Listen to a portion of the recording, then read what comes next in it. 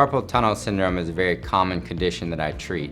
It generally presents as numbness and tingling and pain in the median nerve distribution, which is the thumb, middle, index, and half of the ring finger.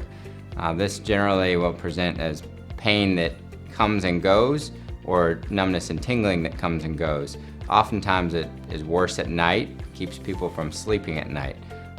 Sometimes patients complain of numbness and tingling where they have to shake their hand out in order to get it to feel better and wake up.